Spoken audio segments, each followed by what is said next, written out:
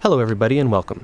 My name is Derek Neal. I'm the executive producer here at Maximum Games, and I'm excited today to be able to bring you this sneak peek into our upcoming action-adventure title, Extinction. What you're about to see is a small slice of one level, and this is a very early pre-alpha build, so please expect some things to change between this and the final version. With that said, let's get started. Extinction takes place in a lush, vibrant fantasy world, full of painterly textures and bright, rich colors. But this world has come under siege by an organized army of massive otherworldly invaders known as the Reveni, who have begun systematically eradicating humanity off the face of the planet. You play as Avil, one of the last of the Sentinels, a legendary group of warriors with the skills and tools necessary in order to take down these massive foes. The gameplay in Extinction emphasizes high-speed traversal around the environment. In addition to the basic jump and double jump, Avil can also run horizontally along walls, run vertically straight up walls, air dash through the sky, come floating back down gently, can bounce off of springy objects in the environment such as building awnings or treetops, and can use his whip like a grappling hook to get around. When he does this, time slows down, giving him time to plan his next move and make split-second decisions.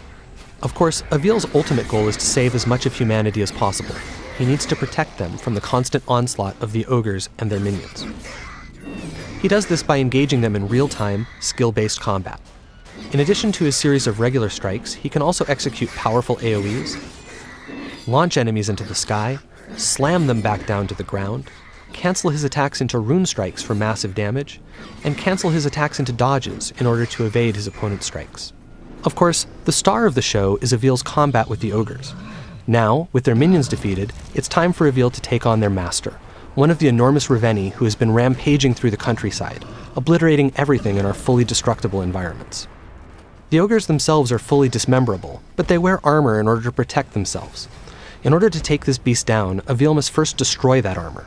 This is done via a powerful charged-up rune strike. Once the armor is destroyed, Avil can then dismember the limb underneath.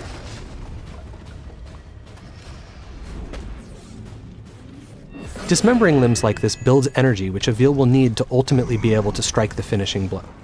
And as you can see, this ogre is none too happy about the loss of its leg, and Avil has to dodge its attacks while also trying to remove the remaining armor in order to get to the limbs beneath them. This is an extremely dangerous situation to be in because if any of these blows actually manages to hit Avil, it will be death in a single hit. Having now absorbed enough power and weakened the ogre sufficiently, Avil is now ready to go ahead and strike the finishing blow. Using the traversal options we showed off earlier, Avil is able to climb up the ogre's back, take out its helmet, and deliver the coup de grace.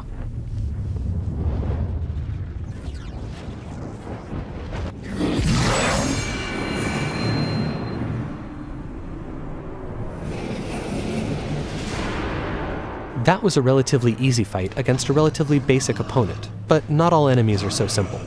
Depending on what armor, weapons, and abilities they have, each ogre presents its own unique challenges, and requires different strategies and tactics to take down.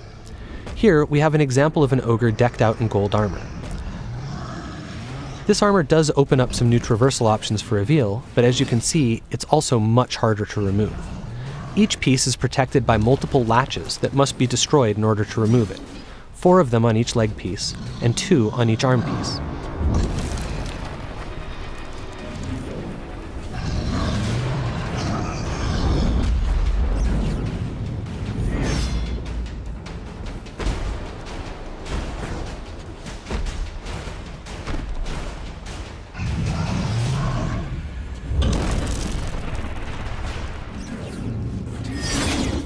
Having finally destroyed all the latches, Avil is now able to dismember the first of this ogre's legs.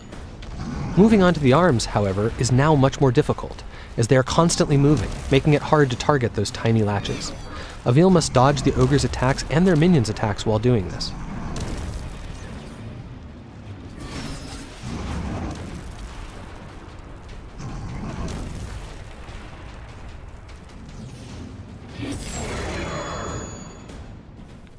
It has now taken sufficiently long to take down this ogre that its leg has regenerated, and it stood back up, but it no longer matters. Flush with energy from his last kill, Avil is ready.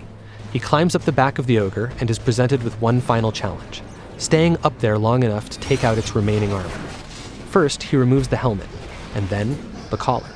With these two obstacles out of the way and its neck exposed, Avil can finally go in for the kill.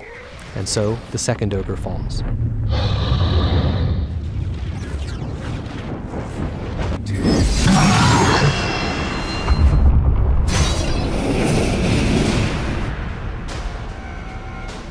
As I said before, this was just a short glimpse into some early pre-alpha gameplay, and there's much more to come. Go to Extinction.com to keep up with all the latest news and reveals, and I'll see you next time.